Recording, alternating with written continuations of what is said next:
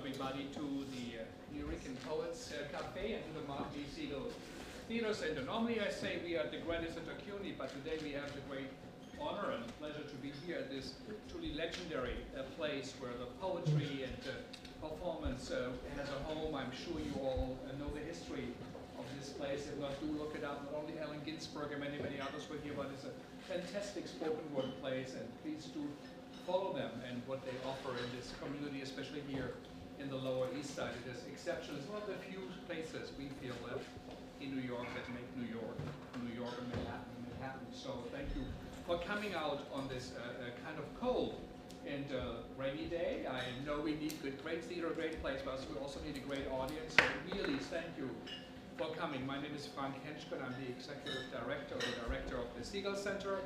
And together with PEN, the Literary Festival and the Writers Organization, we created the International Play Festival. We had contributions from Australia, from the Ukraine, from Turkey, from Brazil, Guinea, and from Germany, and now we are moving to Syria. So this is a significant festival, most probably the most important one in North America, what we are participating with. At this moment, over 80 writers from all over the world are here in town and participating in the dialogue that was created by Salman Rushdie, Paul Auster, Michael Roberts, and many others in the first Bush years of the government, where people felt America has a tunnel vision and we need to open our eyes and listen like musicians do to world music and to global music. Also theater people have to listen to voices from around the world.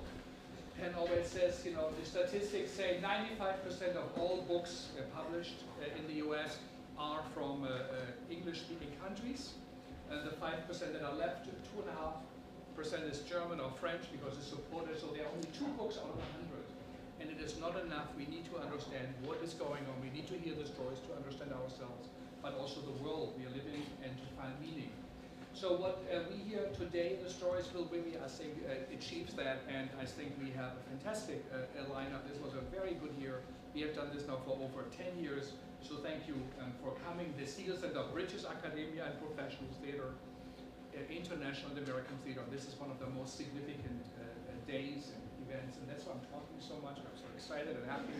And I would like to thank Brooke, our festival producer, and Syria, the assistant curator, Antje Oegel, who curated with me. There's Rebekah, Syria, who is the associate curator, and there's Michael and Brad over here, Joy Arab, who helped us out, and Mia, and so many, many, many others, Bella from Brazil, so many people who were here with us, and it's a great honor. So if you have a cell phone, please do take it out this moment just to make sure it's off. I'm going to do the same. And now we will hear a play by Rama Haydar, which is Desert of Light. And Rama, where are you? Here she is. She flew in from, she lives in Spain at the moment. It was very, here she is. Yeah, please, an applause from her. It was not easy that here the visa was rejected, but also with the help, you know, of the Government Foremost Office, the Deliverance Office, other Whale and Animal Voices, and lawyers help us to bring her here. So it's a fantastic, little miracle that happened, that it all worked out. And it is translated by Rama in collaboration with Rebekah Maggor, who is also the director. Rebekah, where are you? Over there, who is also at the University. Desert of Light by Rama Haydar. Thank you.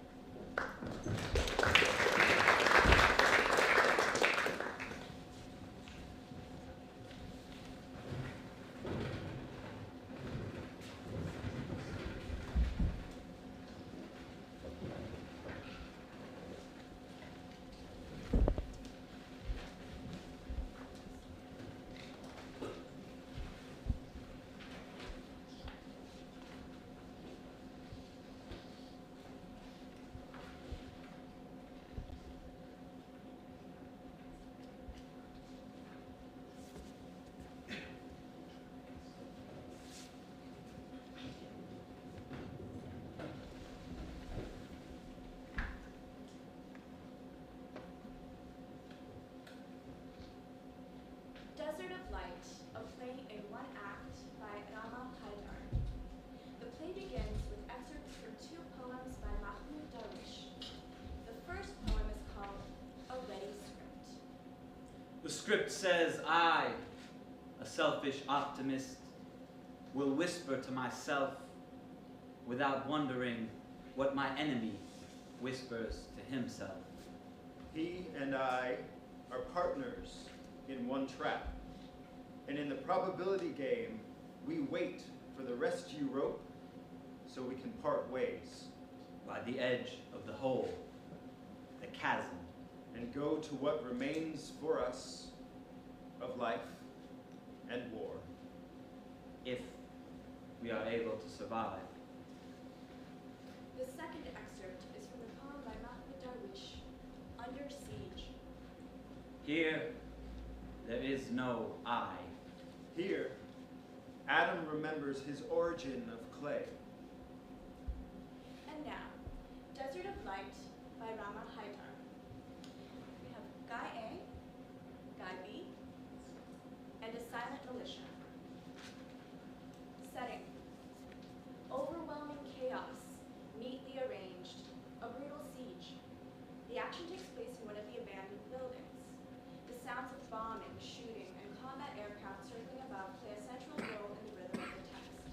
They reverberate nearby and far away.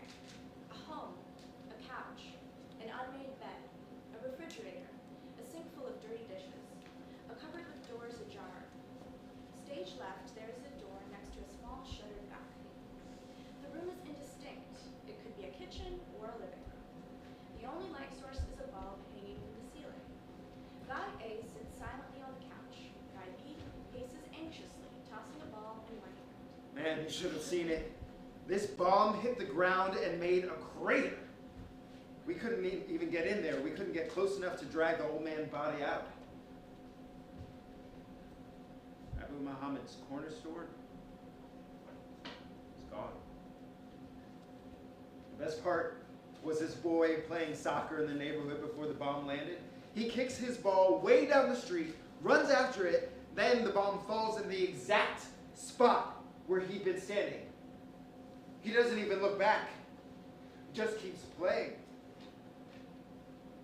He tosses the ball up and down in one hand. He turns and throws it at A, who stands unresponsive.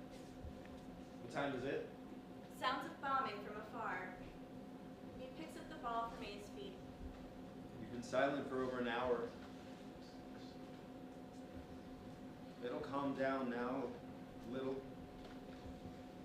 The boys told me they'd help us get out. Silence, followed by a burst of bullets. You're seriously convinced that's our way out? We do like everyone else did. How do you think everyone else got out? Oh, that way?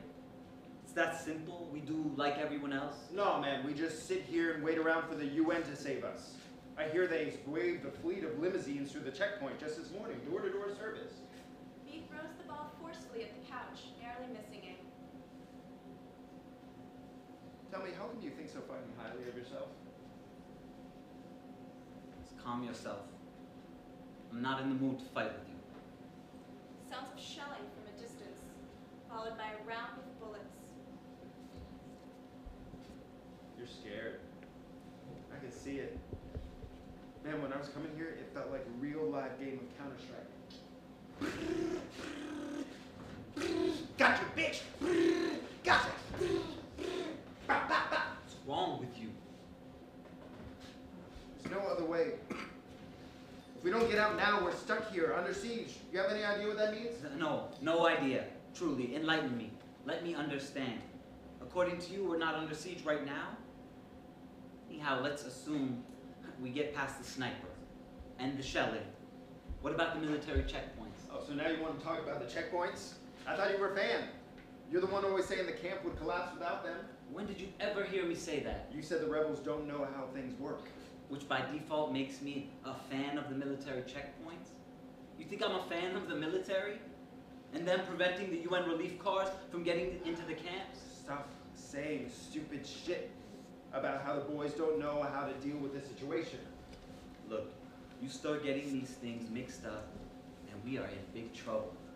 Quit fighting with me, and focus on devising a way out of here. Now you're angry with me? I told you, I don't want to fight.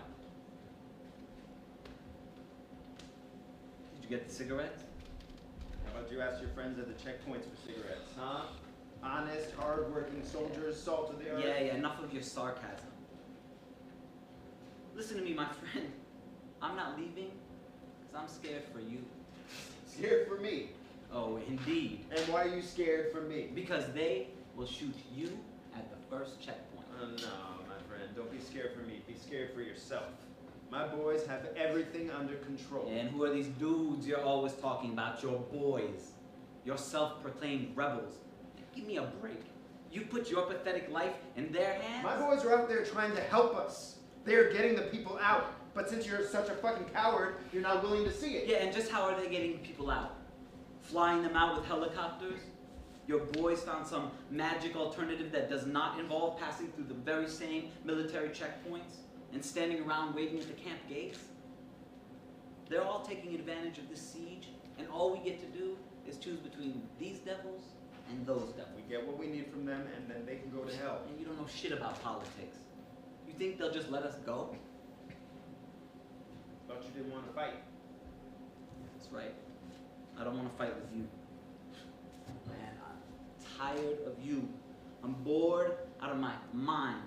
These past 2 weeks in here, I've gotten to know you better than the 26 years we've known each other out there.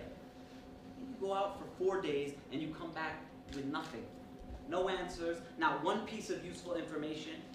And you come back reciting the exact same shit as before. I mean, aren't you tired of yourself? B takes a cigarette from his pocket and puts it in his mouth. He searches for his lighter. You gotta be kidding me. You go out there. You see the situation for yourself. Then you show me all the useful information you pick up. And I want to know what you learned about me. Look, I went out there to try and understand where the hell we are and find a way out. You think it was a fun time? A takes out a lighter and plays with it, provoking B. So basically, I'm tired of you too. And now I want to know, what did you learn about me? Enlighten me, inform me, Mr. Wise, all-seeing, all-knowing encyclopedia man, what? I learned that you're an idiot.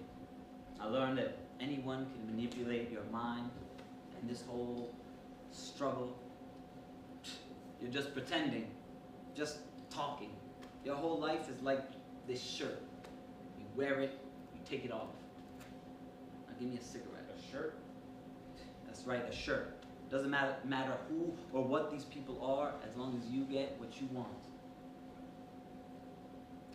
Give me a cigarette, and my head's gonna explode. For God's sake, give me a cigarette! He takes a cigarette out of a tin in his pocket and hands it to A, who lights it with the lighter. I'm thirsty. Don't be annoying. Sounds of bombing. Closer this time. Let me understand. What's your plan for getting us out of here? Where's your stuff? My stuff? You can lick my stuff piece by piece, brother. I've got nothing left. You think I'm ready to die for a bag of shit like the one you drag around your back everywhere you go? A combat playing circles. Bombing. He moves towards A's bag. And what's in that bag of yours anyway? None of your business. A's cell phone lights up, announcing a call. He checks the caller ID. Does not answer. Ring, ring, ring, ring. The bombing continues. The sounds of shelling grow louder. Ring, ring, ring. Why don't you answer the phone? It's my mom. A combat plane circles, and then there's a sudden strong explosion very nearby. The entire room seems to shake. The electricity cuts off. In a very dim light, maybe dusk, maybe dawn, the phone lights up again. As soon as the bombing stops, he answers. Hi, Mom. It's all good. We're good. We're good. How is everyone? Yeah, did Ahmad get back? Did you get the fuel? Where's Ala? Did he buy bread? Don't waste a battery. The boys are gonna call. Yeah, Mama. No, there's just some kind of clash outside. Leave me alone, you and your fucking boys. No, it wasn't anywhere near here. It sounded far away. Yeah. As A continues to talk to his mother, B crosses to A's bag and opens it.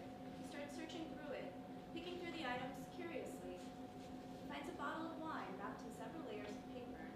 He unwraps the papers piece by piece until he reaches the bottle.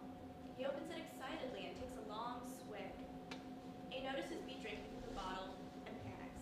Yeah, okay, Mom. Yeah, don't worry. He chases B around the room, trying to grab back the bottle of wine. No, don't worry. It's in God's hands. No, it didn't blow up near here. Hello? Mom, can you hear me? Lost reception. Now put the bottle down. And crosses to B. I'm thirsty. That'll make you thirstier, you clown. Put it down. Brother, I need a drink. Looks at the bottle. Don't tell me this is the same bottle of wine from that failed New Year's Eve, 2004. You saved it? You took it with you? Till now? Damn, thought you'd have drunk it a long time ago. He drinks as he talks. Truth be told, nothing bothers me more than your fear. Not your fear of the war. Your fear of losing memories. There's nothing left to lose. There aren't even any ruins for you to stand on. Why are you so scared? Tell me. Give me another cigarette. Put the bottle down. I only got 3 cigarettes for the both of us. I couldn't get a whole pack. He offers A the bottle and a cigarette. Gaye snatches them violently. A takes a long swig, then immediately lights the cigarette. B approaches the bag again. Glowering, Gaye gives Gaye B silent permission to search through the bag. He takes out different items from the bag and comments on them. Few books, family photos, porn magazine, clothing, etc., and lines them up on the couch. He finds a Palestinian flag and gently folds it and places it back inside the bag. He reaches deep into the bag and pulls out a compass? A compass? You took a compass with you? Oh my God, you think a compass is going to lead you anywhere? Don't you know all our problems began with a compass? It points you in a certain direction, shows you the way, and you start walking and walking in that direction, and you keep walking, and then nothing. This is one big bag of make-believe. That's what happened to us in 48. We trusted a compass. And now look where it's got us. Stick up the ass. The biggest stick of our lives. Sounds of bombing from afar. Brother, this history is not trustworthy. I'll tell you something. From now on, we are the compass. The only compass. Well, it's like this. If I leave the camp now, I won't be running after any make-believe. This time I'll get to where I'm going for sure. Why are you looking at me like that? Whatever. Take it or leave it. Look. You see how I'm holding this? Look. You see that? It's pointing down to the ground. It's a piece of shit compass. Tell me, idiot, your father never told you how to hold a compass? He throws the compass on the ground. It shatters. A combat plane circles above. A bomb explodes very nearby. Wow, that was loud. That's it. Give me the bag. Why did you open the bottle without asking me? How many times do I have to tell you not to mess around with my private stuff? May God bless and keep all private stuff. Look, this here bottle now is common property. Or do you want us to die before we drink it? Yeah, I wish you dropped dead before you opened it. No joke. You're the king of failed relationships. The king of many endings. Oh, no. The king of new beginnings. Another faraway bombing. You know what? Fuck the motherfucker who put me under siege with you! B stands and grabs the bottle from A's hands. He closes it and walks away, then opens it and takes his sip. Speaking of the siege, Lena got out. A takes the bottle from B and takes a long drink. To Damascus? B snatches the bottle. Yeah, most likely. Why are you telling me this now? With whom? Whom? With her husband? A grabs the bottle, takes a deep gulp, closes it, sits, holds the bottle tightly. Sit down. Tell me what you know. What do you want me to tell you? Give me the bottle. How'd they get out?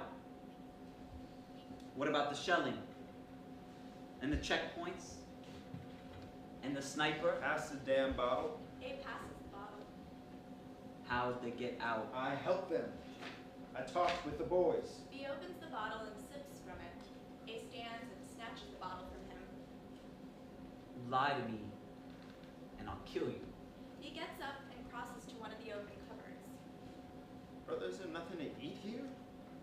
A closes the bottle tightly. He rewraps it in the papers and places it in the bag.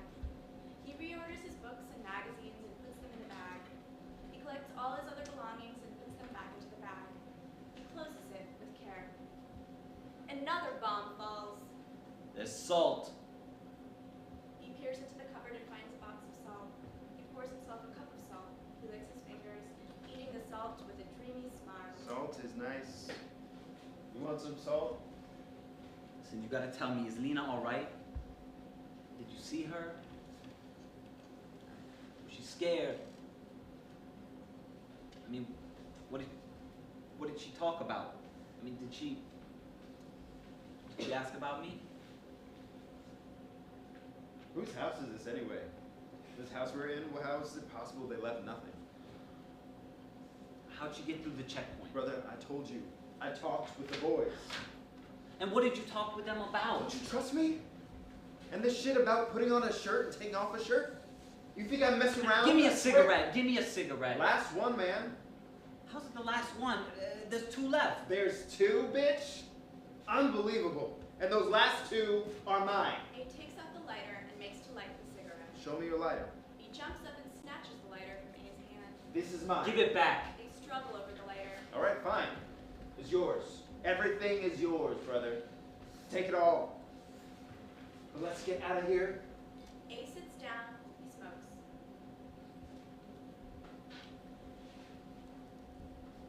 Yesterday, I dreamt I was walking in the old neighborhood.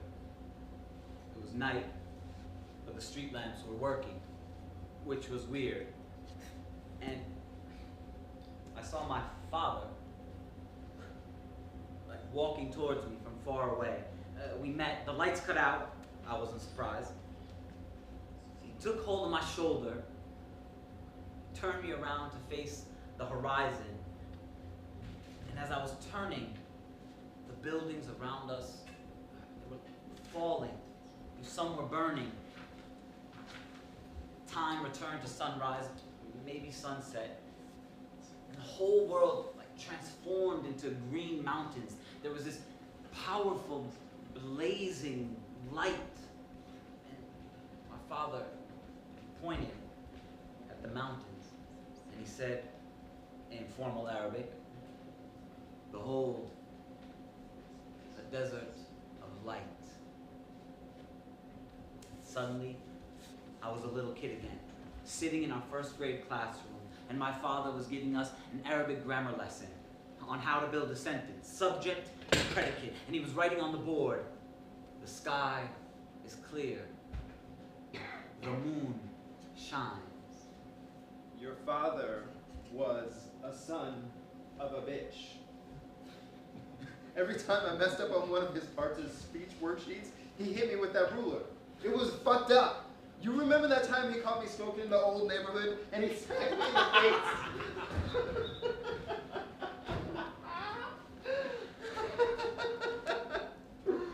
Oh.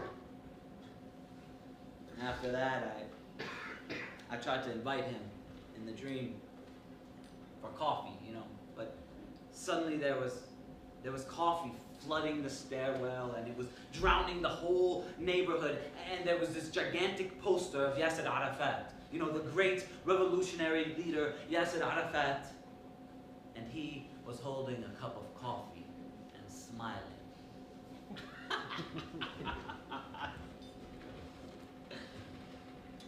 The sounds of shelling from afar and nearby, punctuated by moments of silence.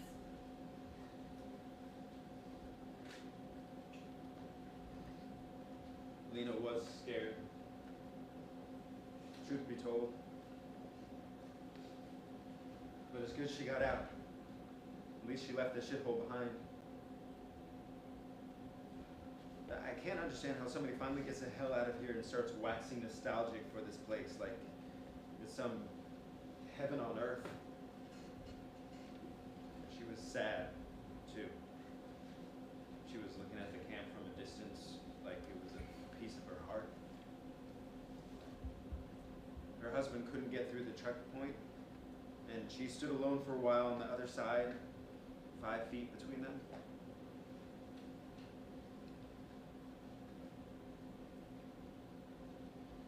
Her husband was killed. The sniper. But she ran away. Where'd she go? God damn it, don't ask me stupid questions. How am I supposed to know where she went? And now it's 1,000,000 times more dangerous for us to try to get out. Fuck this life. Where did she go? What happened to her? Yo, don't lie to me. I'm not lying to you. Silence. Then a burst of bullets.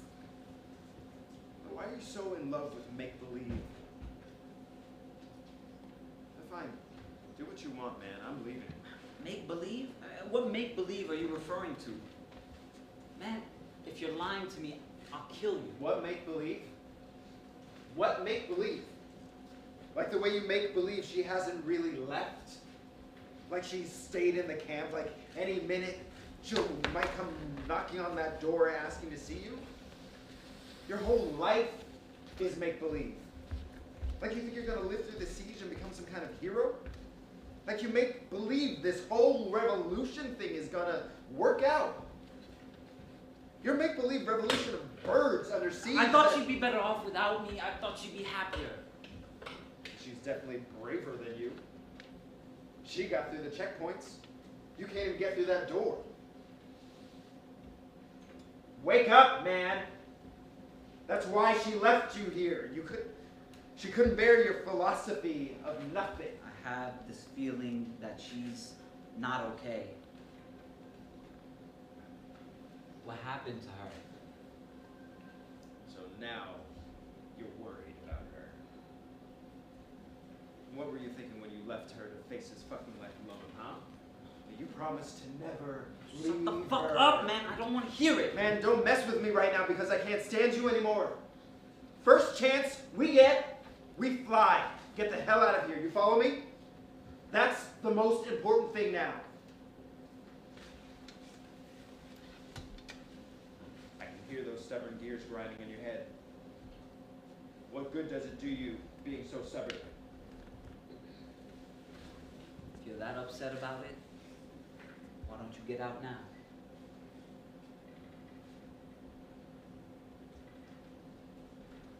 I can't leave while the road's still closed, can I? Besides, I'm waiting for a call. Fine. You get out by yourself. Because I'm not leaving. I'm done with this. I'm not going to get blown up by some mortar shell or take a sniper's bullet in my back so they can call me a martyr. I am no martyr. And if I ever did want to become a martyr, then it wouldn't be like that. No way. I don't even know what we're doing here. Oh no, man, don't start that shit, that whole speech about how us being Palestinians and how we've suffered our whole lives and how suffering has made us a strong people. I'm even bored with that too. The only person making believe here is you, not me. Today, tomorrow, someday over the rainbow, they'll open the roads and there'll be a truce. Brother, make your own decision. Take matters into your own hands for once in your life. And don't let anyone manipulate you. Manipulate us.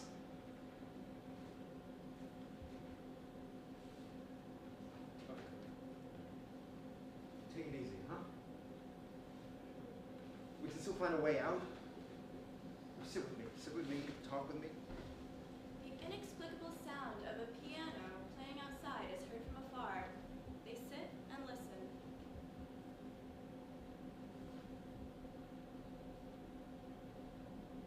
Okay, tell me, this very moment, if could be anywhere, where would you be? I'd be in the desert. It makes me think about northern Morocco. My whole life I've dreamt of living there, man. Fresh culture, strong identity, good, honest people, good, honest weed. What do you think about northern Morocco then? Or maybe the Moroccan Sahara? A slice of heaven. Yeah, sure, why not? Living like we always dreamed. Let's do it. Let's go to Morocco. We can buy a horse Yeah, we can get ourselves a horse. and go galloping over the sand. No noise, silence all around. And we roll ourselves a fine, fresh joint. And we smoke it. Oh, yes, indeed, we do. Yes, we smoke we it. do.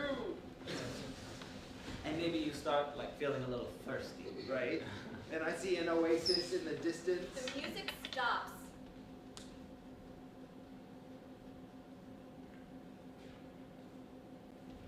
Of course, Morocco will never take us in. It's not even an option. I'm only talking about Morocco because I have this picture stuck in my head like the stuff we used to imagine when we were kids back in the day. Man, quit messing with me. What are we wasting our time for? Pictures in your head? Morocco back in the day? Do you want to get out or not? Basically, it's not up to you. I'm going to force you out. But you think this is a game? The second they call us, we're out of here.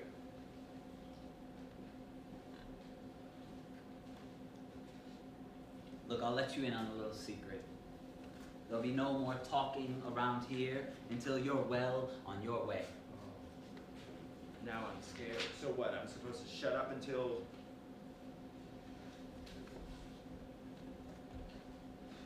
So that's it? This is how you give up on our dreams? Give up on our dreams, man. You sound like you're breaking up with a girl. Bombing, followed by silence. Getting out is not a choice, all right? I'm not willing to become a refugee yet again. I can't handle losing my identity. I mean, isn't that clear? What identity? What bullshit? This camp has become our identity. Wake up, man. Get off your trip. The world's your fucking oyster. Yeah, for sure. Where are you off to then? Denmark? Wherever these legs will carry me, man. Who knows? Maybe even to Gaza. To Gaza? To Gaza? A combat playing circles. Sounds of bombing. Brother, it's like I told you.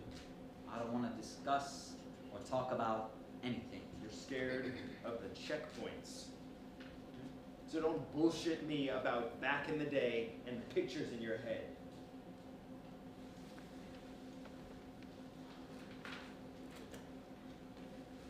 You're an idiot, man. I'm the idiot? Sure. You say that because you know I'm right. Thought you didn't want to fight with me. Where's the bottle? He plants his foot on his bag, blocks me from opening it. You're an idiot and you're wrong.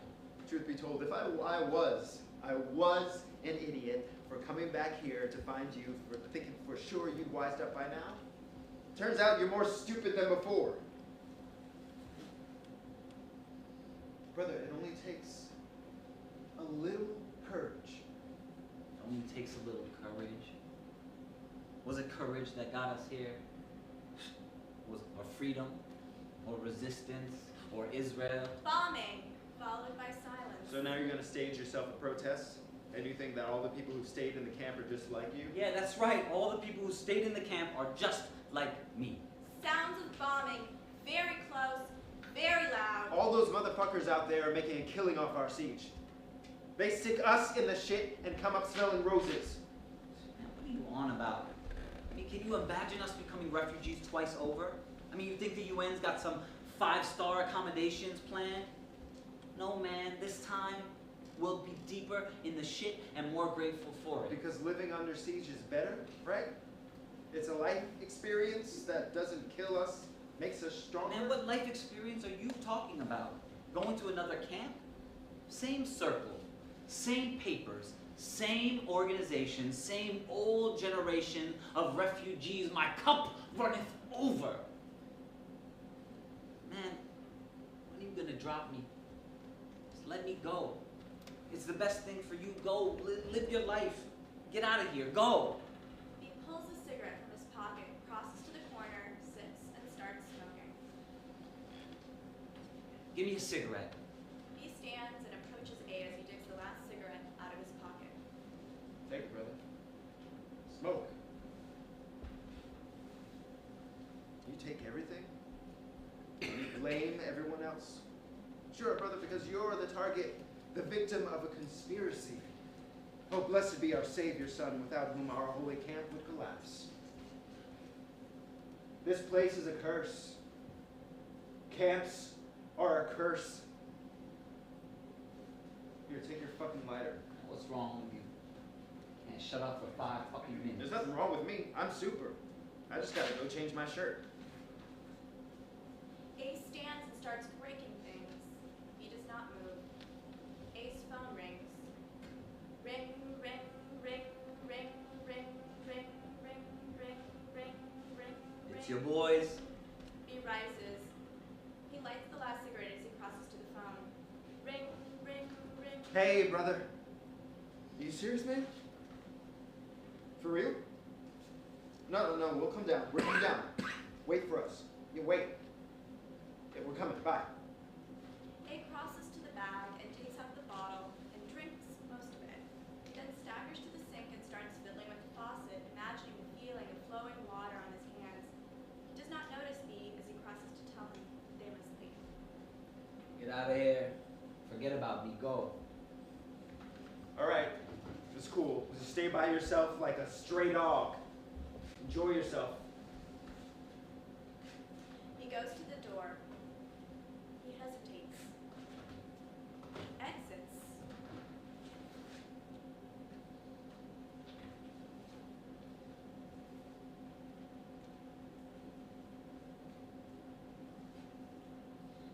Sounds of heavy bombing.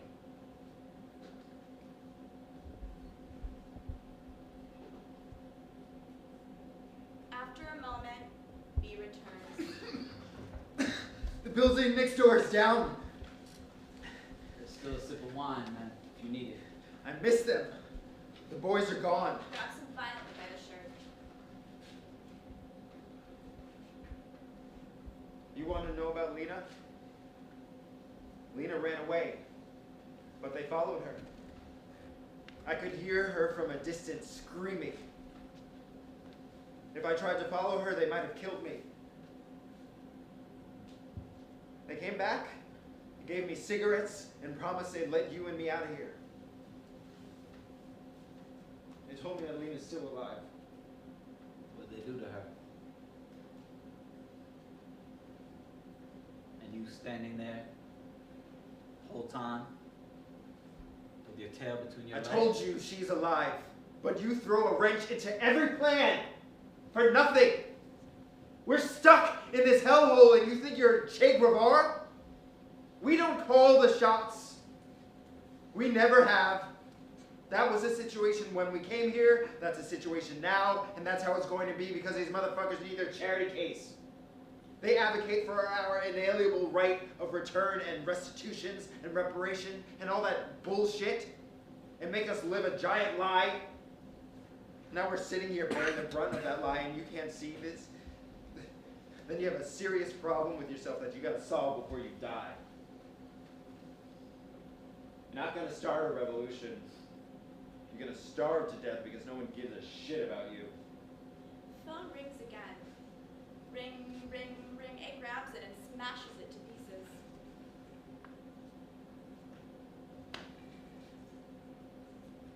So now you're a hero.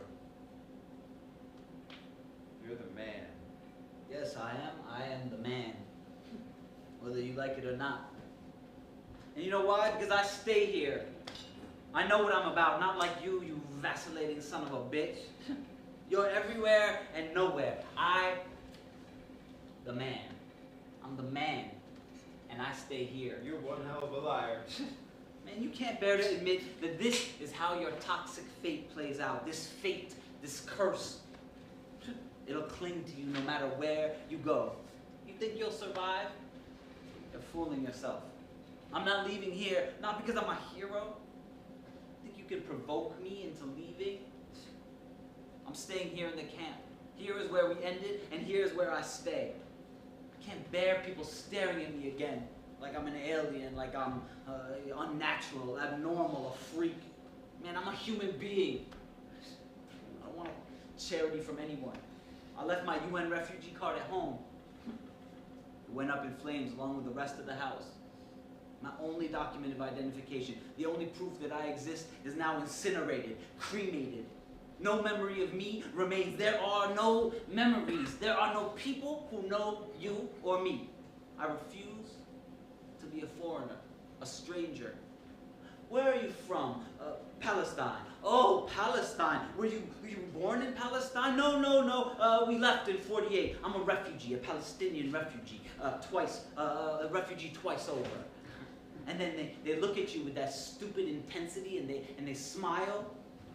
That fake-ass smile.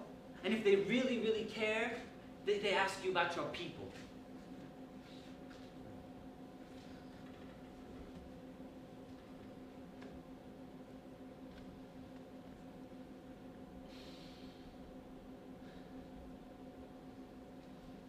How can I write my people's testament above the clouds?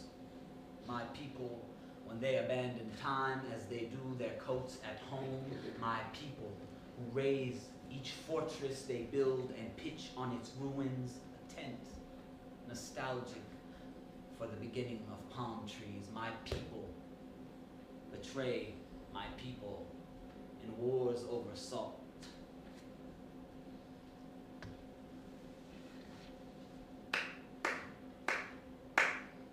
Wow.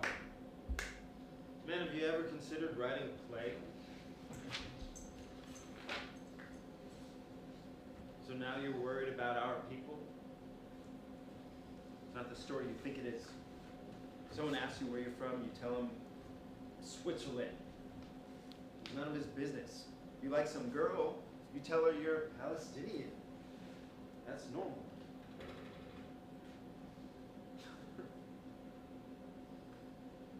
Indeed, my friend, that's why I'm free.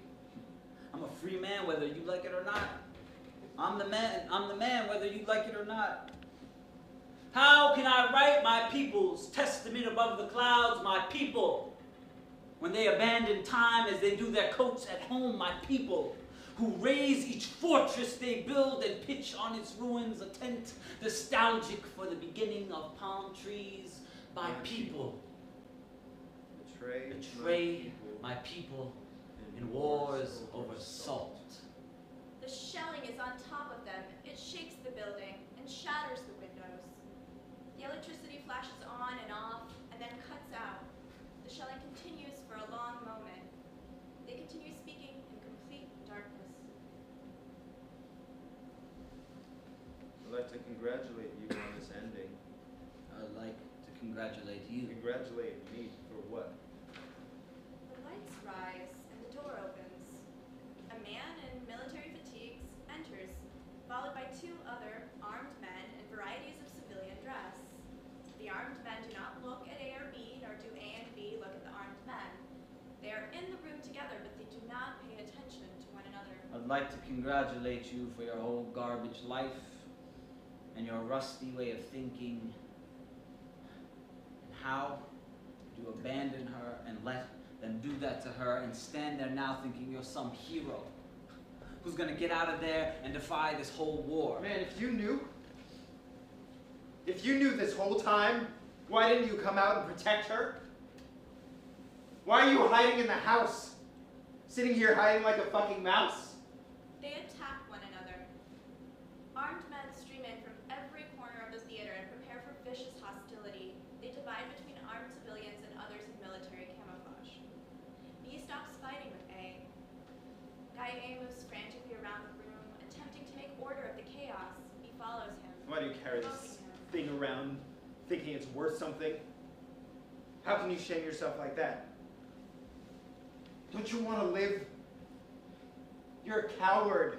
You're a nihilist. You're hiding behind a cause because you're scared.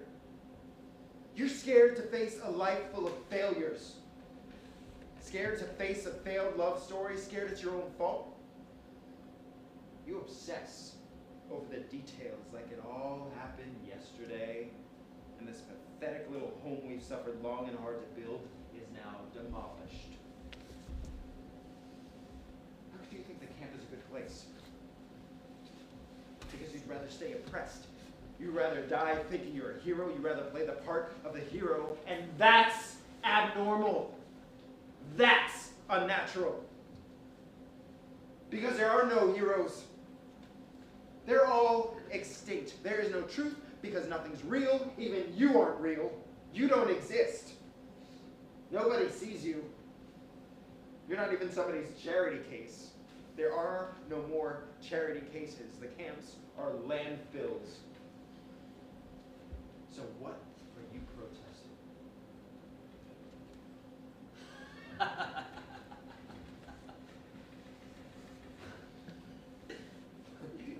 You hear yourself? Because you're starting to sound like me. He holds the empty bottle of wine. See, I'm protesting against you. Yeah, against you. Against everything. Against myself. I'm protesting because it's my right to protest. I'm protesting because there's nothing left to protest. Because after all, man, we are all living in a big camp. He opens the bag and starts pulling things out. He tears books apart, breaks everything he sees. He stands up suddenly and attacks A, snatching the bottle from his hands and smashing it. He points the jagged edges of the bottle toward A with an unmistakably savage intention to kill. Darkness. Then, sounds of bombing.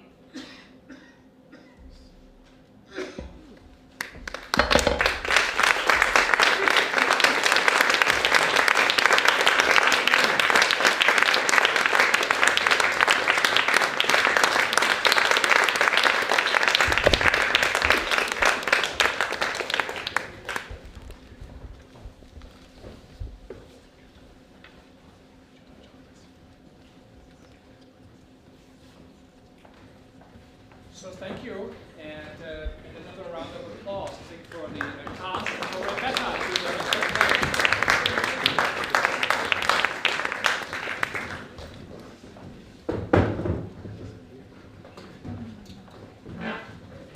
So this is Rama, playwright.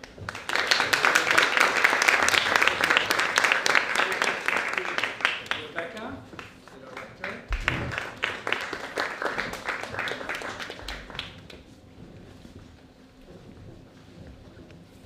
So let's start perhaps with Rama. First, Rama, tell us a bit about the play and why did you write it? Why I did write it? Because I want to talk about Palestinians who are unknown. Nobody wants to talk about them. In this hard situation, in this brutal war that's happening in Syria. So I wrote it in 2003 in Lebanon. I was having friends who were in Yarmouk in 2013. 13 years. Can you all hear, by the way? Is it a little bit louder, perhaps? Speak a bit louder if you can. Okay, so I wrote it in 2013 when I was in Lebanon. And I had friends who were in Yarmouk and they were under siege. So this is not, the characters are not real characters, but I imagined this because I was thinking a lot about them and I didn't want it to be very poetic or unnatural characters. They're only normal people. So that's what I wanted to focus on. And is it one of your first plays, or where does it fit in your work as a playwright? I really focus on writing about my cause as a Palestinian Syrian, and I'm really interested in making a stand for my opinions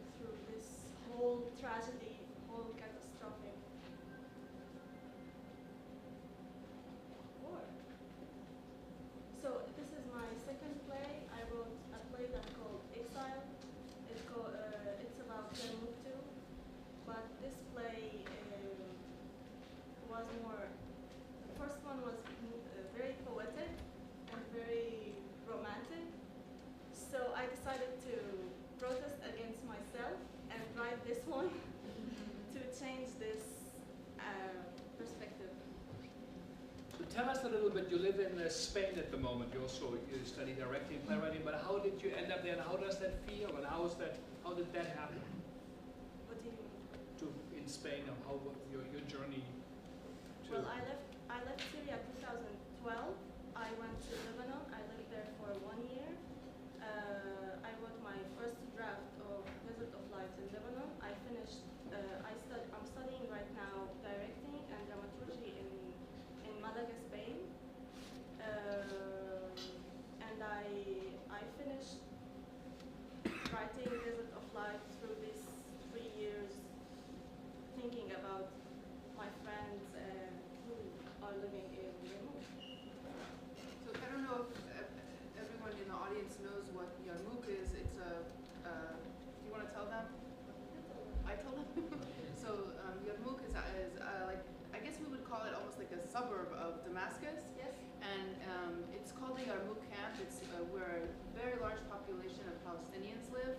And when we say the word camp, we think about tents, but actually Yarmouk, at least was before the war, it was a very vibrant and important Palestinian neighborhood. There were buildings there and restaurants and theaters, and this was the area that was under siege, that's under siege in this play, and that was in large part destroyed in 2012. Yeah. That's when you left. And So so it's your personal experience where you were there under the siege? I lived in Damascus City. Damascus. But I have lots of family and lots of friends who were there. And how far was it? How far is it? Like a mile, kilometer? It's half an hour Half an hour. from my house. We have also with us here Professor Marvin Carlson, who is also a great colleague at the Theatre Center, a CUNY, a professor of theatre history, most probably one of the significant theatre historian on planet Earth. So Marvin, one of his many fields of study is Arab theatre. Marvin, this play, where does it fit in and what? Well,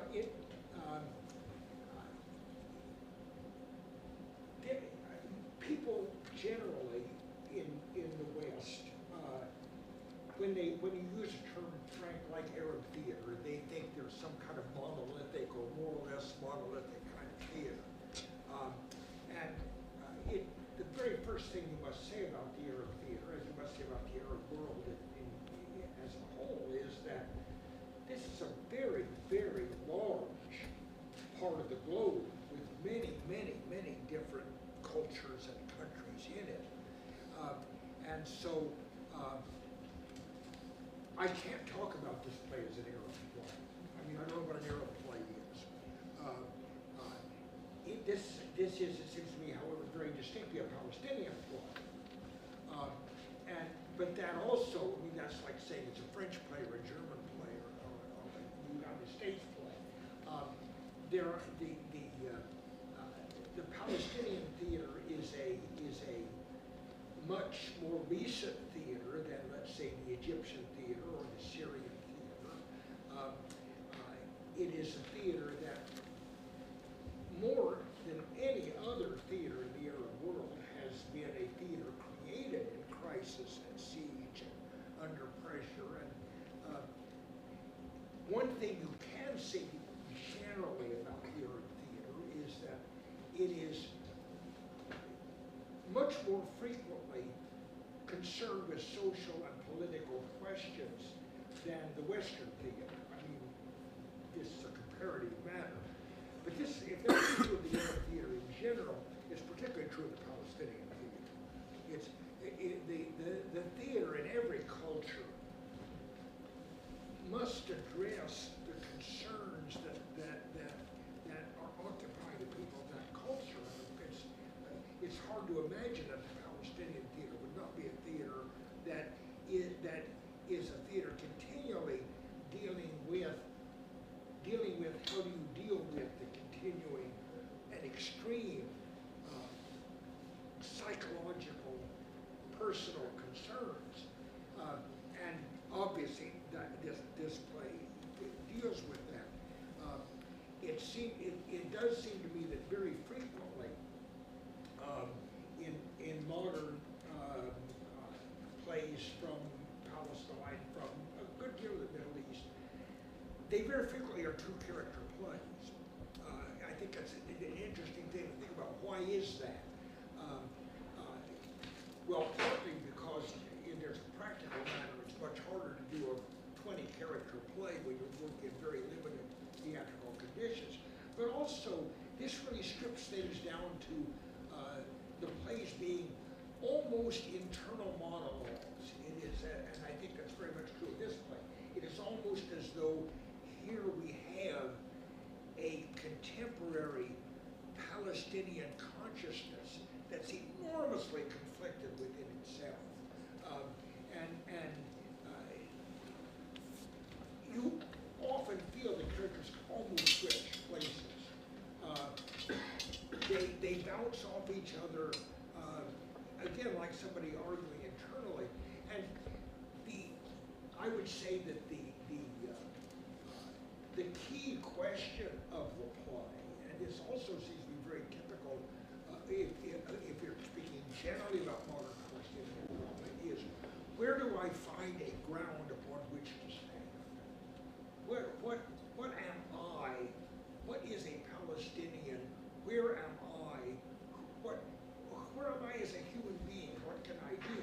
The characters realize that they're to be fair, you get a lot of this in contemporary Israeli drama as well as what we've taken this position, we've taken that position, but now we suddenly realize that we've been manipulated all along. This is, at one time we believed in this rhetoric or that rhetoric or whatever, and that is now collapsed, and we don't know where to replace it. And it seems to me that the exploration of that anxiety is really at the heart of the play, and of course overlaid with the continual pressure of the bombing, the shooting, and so on, and of course the fact that they are trapped. It's very theatrical in the sense that one of the great things that theater does is show entrapment. Theater loves to show entrapment. That's one reason why so many plays take place in living rooms people can't get out of. Ibsen, O'Neill, people love to. I mean, we love to watch people who can't get out. Williams Miller. I mean, just go down the list. And what could be a worse entrapment than to be entrapped in a semi-tomb with bullets flying over? Anyway, I've talked too long. Thank you very much. And it's true, and it's also the way looking for the exit, as we have in the sign here, like in all literature. Hey, what could be one? Rebekah, when we talked about the Pinball Voices Festival, and we said, from your work, who do you think we should invite? We always ask our friends and colleagues. We said, this play is something you really have to do. Rama came. Why do you think this is such a strong voice within global theater? So I'm interested broadly in theater of protest and political theater, and I'm interested in theater that's really trying to question entrenched power structures, so these deeper structures that are controlling these characters' lives, for example. And I'm also interested in pushing our contemporary conversation in the US. So whenever I look for a play to translate, I'm also looking for a play that I think can provoke the US audience. Because for me, it's not only about this Palestinian story. Obviously it's very vividly about these two Palestinian characters and about them being under siege. But for me, more broadly, it's about many people around the globe who are born into incredibly oppressive situations, under poverty, living in violence. They don't choose this situation. They didn't choose to be living in this area. They don't choose to be suddenly, trapped inside of a war, or even, if I may be so bold to say, trapped within a violent, poverty-ridden neighborhood in this country, or kind of part of that, prison pipeline that we have here. And I'm interested in the ways in which this kind of drama can both tell us about another culture and also force us to understand what we have in common and the things that we need to examine in our own society. And that's in particular why I was interested in this play. And that's just on a political level, but then of course I'm also looking for, are the characters interesting? Is the dialogue sharp? What's the rhythm of the play? And I felt like this had all of those things at the heart of this piece. And I'm also particularly interested in a play in which I think is when we are given or when we see images of Palestinians, it's usually very a kind of dichotomy between either a terrorist or a victim or someone who's totally Western and secular or totally reactionary and Muslim. So we have these dichotomies that we're constantly presented with by the mainstream media. And these characters, and Marvin touched on that, they're incredibly complex and in some ways confusing. And they're not embodiments of these strict political ideologies. They're full-fledged human beings. And that's another reason that I think we're interested in any kind of drama, that it's getting at that core of that central, like that internal conflict of the character. So it has all of these elements to it. And also, my very trusted and wonderful colleague, Masoud Hamdan, was the person who introduced me actually to both of the playwrights, to the next playwright as well, and said, Rama is an extraordinary young talent and you should read her work. It's good to listen to friends Yes. and colleagues. And Rama, has the play been done in Syria, in Spain, in Lebanon? What is the production history so far of it? And In general, yes, well, in Syria right now, a bit louder if you can speak. in Syria right now, things are a little bit crazy. Of course. With producing art, I mean, it's very radical to,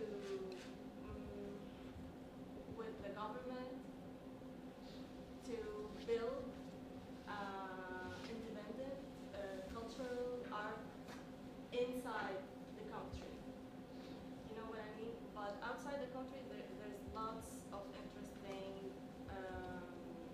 movement, art movement, theater movement, and transformation for this experience of war and this displacement that we're facing. How much of a network is there of Arab artists, theater artists outside the Arab world? I mean, I realize there's now a very large expatriate community. I know a woman who runs an Arabic theater in Scandinavia, in Sweden. I know there's work in Germany, of course. Are you connected with other expatriate artists in any kind of formal or informal way? What kind of communication is there, or is there much? Well, actually, to be honest, like to build our own association or organization of theater as Syrian Arab independent artists, it's a little bit hard because we are facing very difficult moment with living. It's a challenge to live. It's a challenge to take papers, of residency. We are focusing now on being stable, Survival. Then we will try to be connected with this kind of. I hope so. Before we come to audience questions, who do you read? Who do we refer to? Who are your writers that inspire you? And who are your references? What writers? I pretty much like to read for UNESCO. UNESCO? Yes. Mhm. And what? I heard a little bit of absurd theater.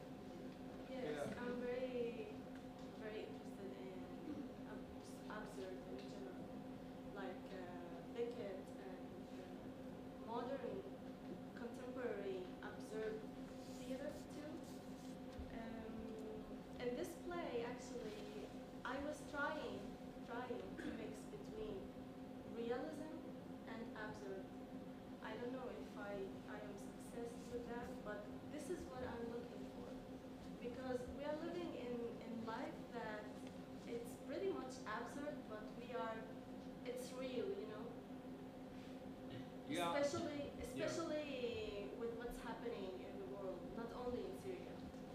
Yeah, I think the great tradition also of absurd theater in Eastern Europe came because the reality was so absurd. If you would show on stage something that makes sense or was logical, you would say that's absurd. That's not how things work. Of course, it's a way to really also deal with terrible, traumatic events and disaster and life-threatening situations where, as we all know, the refugee crisis, which is hitting Europe and in a little way also America, but especially also Europe, so hard. People walking over, over thousands, over hundreds of miles, and being on ships, trying to cross. What is your hope, for using a theater instead of poetry, painting, or other? What is your belief in that art form as an expression? I mean, I believe in taking a stand through art and express the individual, not only causes, and be part of this kind of expression to maybe change something. Well, we do have some time, right, to take a couple of questions or just comments. It doesn't have to be a question or something. We'll have to speak a little bit louder. Yeah, over here. Hi, thank you very much for this. I'm wondering, back in Damascus, what culture were you experiencing, and did it reach you in relation to being a Palestinian in Syria? Or was there any kind of painting, poetry, music, or theater that you experienced in the audience that helped you or that gave you some experience in relation to being Palestinian in Syria? Actually, I studied in Damascus and Higher Institute of Dramatic Arts, and there's a great artist there who are trying to be out of this bubble of dictatorship that we're living in, because you can't really express too much. You can talk about everything you wanted. So, but what was happening is that we were trying to bring and to read and to participate in theater festivals and bring theater festivals and bring theater ensembles from all over the world. And that was, for example, in Damascus, capital of culture, in 2008, we experienced lots of interesting plays and theater, contemporary theater, and yeah. I was interested in your experience as a refugee living in Europe, because of the huge debate that now is going on in Europe about immigration, about all these people that travel the sea. I'm Italian, so I know something about it. What do you make of this debate? Are there things there that you would be interested as an artist, as a writer? Do you mean in the country that I'm living in? Yeah. Or how do you live your condition as a refugee in Europe with all the debates that's going on, and basically there's like Europe divided, people who would like to just shut the doors, whoever is not in, and people who are welcoming and open to this. I mean, I would like to just say that you should, this is what the play is talking about, and just to refer back to Rama's work, because I think one of the perspectives that we get from this play very much, which we really do not get from the mainstream media, is that they don't want to be foreigners, for the love of God, There's no sense that these two characters want to leave. There already have been refugees. They were born in Syria. They're Palestinians who were born in Syria, but they have somehow created some home there. They do not want to leave and be foreigners twice over. So I think that perspective, I think when a lot of times when I hear reporting on refugees, on the refugee crisis, there's this notion that these people are trying to come to the U.S. and that they want to be here. No, they want to be in their homes, and they want to be where they're not foreigners, and they want to be where they have an identity and they have their own language, etc. And I feel like that's very strong in this piece, and that it's an important perspective that we simply don't get. So you're presented with a drama in which two characters have no good choices. There is no, they could stay in this abandoned house that they're hiding out in and die. They could try to escape and die. So that's, I think, the perspective we really, I hope, hits home with this piece. Yeah, and that's why I was really interested in your personal experience, because, you know, I guess Well, let's- Maybe we do another question. Hi, thank you very much for your play. So I noticed that the two main characters were male, and the only two females sort of mentioned. One was like gang raped, I guess, and the other was the mother. So I was wondering, how would the play have been different if the two main characters were female, or was there? Sorry, is this okay? No, this is a question. It's so interesting. So, okay. so the question for those of you who didn't hear it is, what would happen if, you know, it's really interesting. Rama, she's a woman playwright, and she's writing about these two male characters, and that the female character that we hear about, she's raped. So where is the female voice here, and what would happen if the two characters were actually two women? First of all, who said that women should write about women and Oh, no, men? no. Sorry, I don't mean to assume that. And then, how would it have been different Yeah, if they? I know. Sorry. If there were two women, there will be no drama, because they will leave. And the very first time they will think. Our mothers, they have not. I'm not saying anything, but it's real. Women, our mothers they have this sense of surviving and protecting thing, you know. And men likes to show that they are strong and they can handle this and they can do it and they can. That's why there's this big question that one of the characters are always questioning. Should we leave or should we stay? Should we? There's lots of questions. Should we be heroes or should we be normal persons? Because women really, I'm telling you,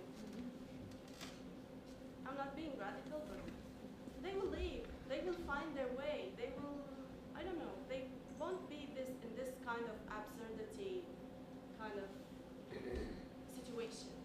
But in a sense, their dialogue reflects your thoughts. So you do have these thoughts.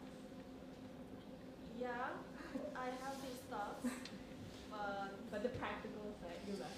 it's not thoughts actually. It's questions. Thank you. Oh, yeah. There's a voice in a play. It's called My Name is Rachel Corey. It's a voice of a sort of a Palestinian view, but it's done by an American young person. I don't know if you know that play. Yeah. That's when I think about Palestinian, causes. I think of Rachel Corey's perspective, which is actually an American perspective, or a perspective of a young person who's trying to fight for a cause. And I just wondered what you thought of, you're trying to tell a story from a Syrian point of view. I wonder what you thought of, if you know that play, or if you have any. I don't know. I didn't read it. Let me just say a word about the play. It seems to me that Rachel Corey, although it's a play that I like very much, I think it's a very important play, and it has a very troubled history in New York, as you probably know, partly because it is an important play. But having said that, I would say that yes, you're quite right to say it is very much an American play, and it seems to me that the Rachel Corey position occurs appears in this play as something in the past.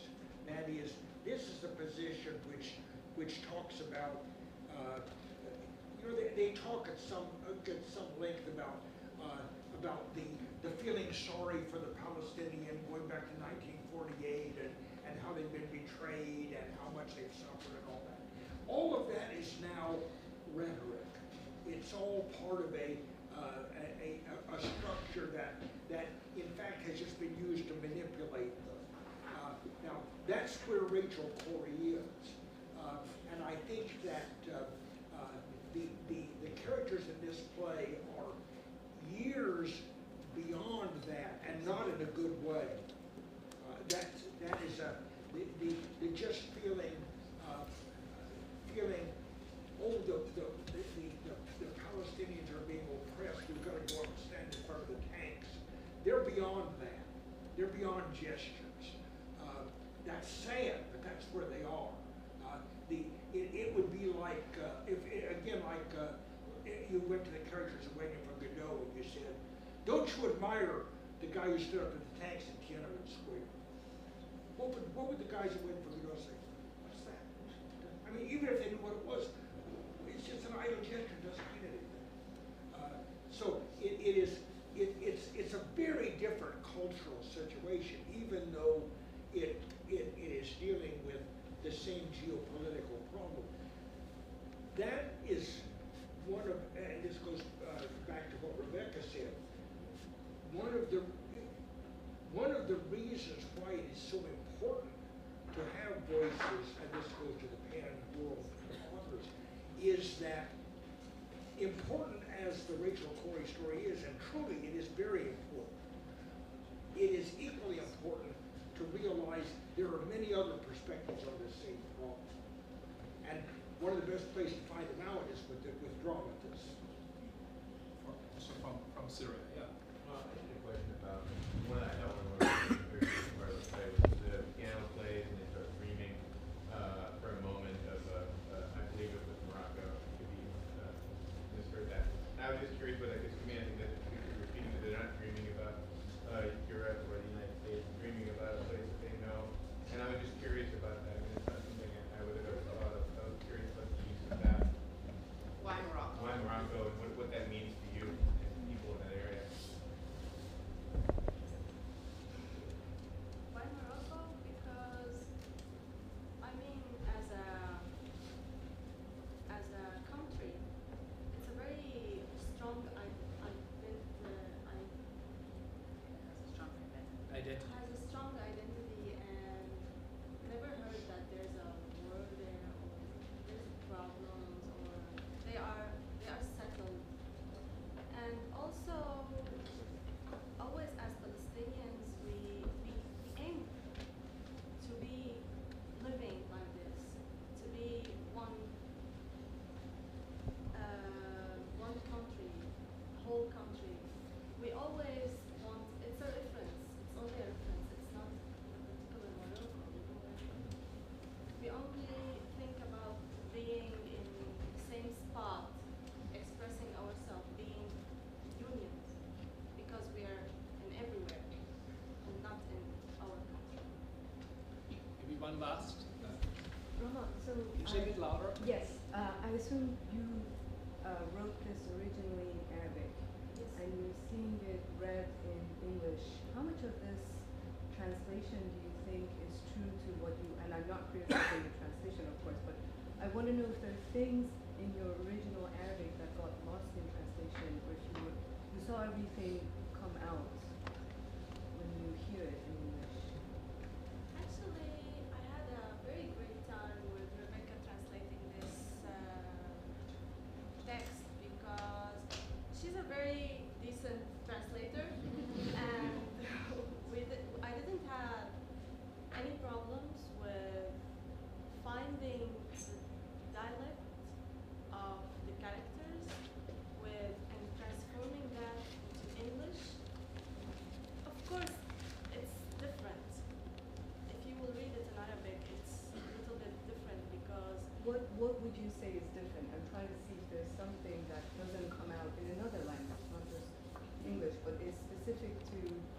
play in Arabic?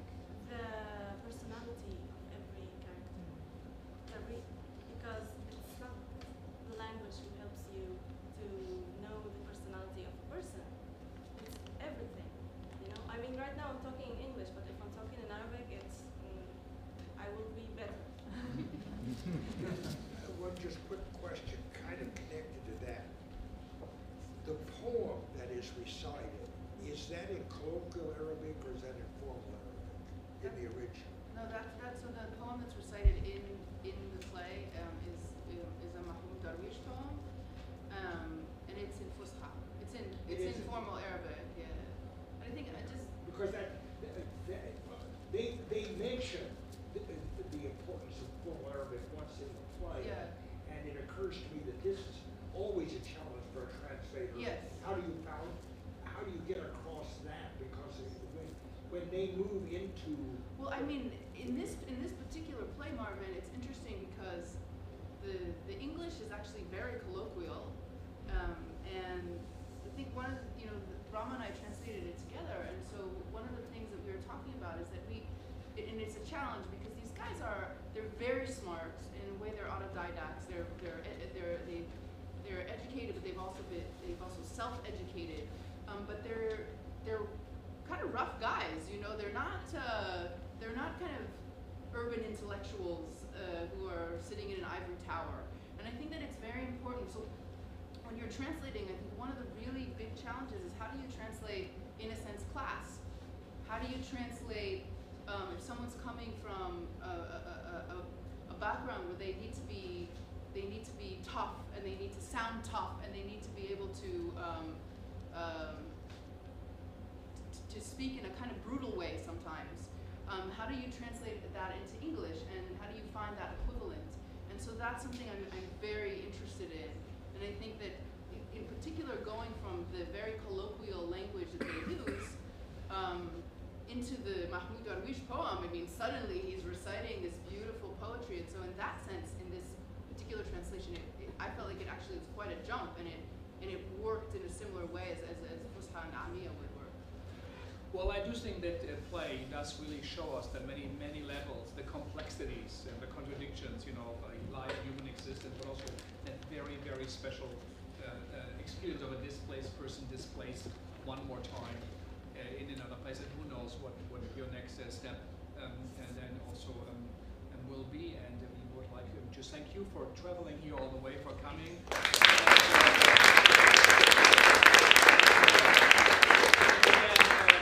To reflect what you all said, is we should not just talk about the Palestinians, about the refugee crisis, also listen to really people who come from there and hear their voices and understand their reality. And I think this is why such places are so important. So Marvin, also thank you for coming. You're also staying for the next one, everybody here. But again, thank you so much, and thank you all. 6 o'clock is the next panel.